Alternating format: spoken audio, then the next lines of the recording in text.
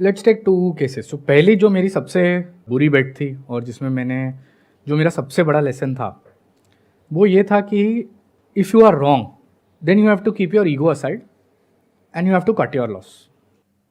Believe me, in the business of stock markets, in the business of investing, अगर आप 60% time भी सही रहे ना, 60% ऑफ द टाइम्स, मतलब आपने 10 इन्वेस्टमेंट्स की और you're right by 6 times only, तो भी ये बहुत बढ़िया नंबर है।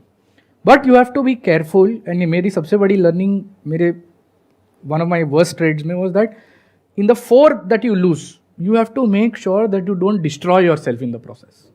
तो you have to keep your ego aside, और अगर आपको लगता है कि आप गलत गए तो you have to dispassionately get out of the business and cut your loss. और ये सबसे बड़ी गलती मैंने देखी है रिटेल इंडिविजुअल इन्वेस्टर में। हम सबको है ना एक एंकरिंग बायस हो जाता है।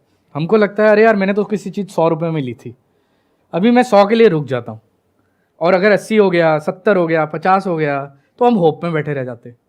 और वो 10 भी हो सकता है। हाँ, और वो कहीं ऑफन वो 100 वाली चीज़ 5 हो ही जाती है। पहली बार जब वो 100 का 80 हुआ ना, that is the first indication कि यू आर रॉन्ग, क्योंकि ये आपके डायरेक्शन के अगेंस्ट चल रही है।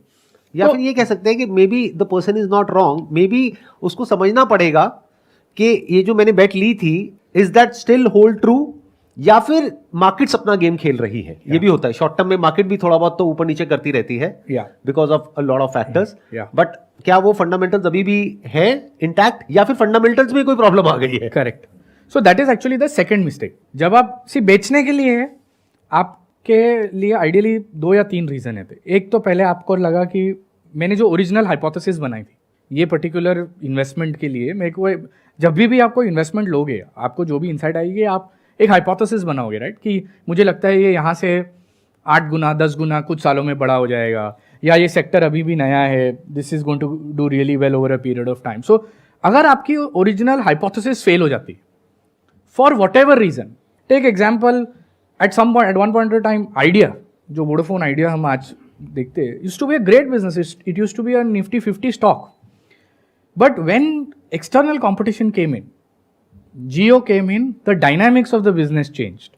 तो आपको टेलीकॉम सेक्टर भले ही कितना अच्छा लगता है, you have to process new information, you have to test your hypothesis कि यार ये तो मैंने जो ओरिजिनल हाइपोथेसिस से लिया था अभी वो प्ले आउट नहीं हो रही, तो लेट मी गेट आउट। या कुछ नए फैक्टर्स आ गए हैं, कुछ नए उसके अंदर वो वेरिएबल्स इंट्रोड्यूस हो गए, तो let's take that also into account, correct, and then recalculate. Correct. So मेरी 2 टाइप की मिस्टेक्स रही है लाइफ में।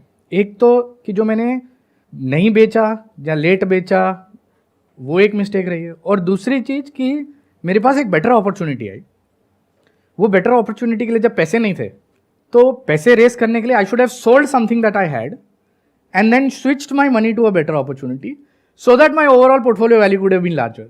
ये एरर भी एक दूसरी टाइप की एरर है। ये एरर तो हम सोचते ही नहीं कई बार। आई अंडरस्टैंड कि मतलब जंक पड़ा है घर में, अगर हम चाहते तो उसको बेच देते, जिसकी वैल्यू आने वाले टाइम में और गिरने ही वाली है, और उसकी जगह हमको गोल्ड मिल रहा है सिल्वर के भाव पे, लेकिन हम नहीं ले रहे हैं, हम जंक पे अटके हुए हैं। करेक्ट। क्योंकि हमें लग रहा है कि इसकी वो वैल्यू तो एटलीस्ट मिलनी चाहिए जितने में मैंने खरीदा था। Correct, right.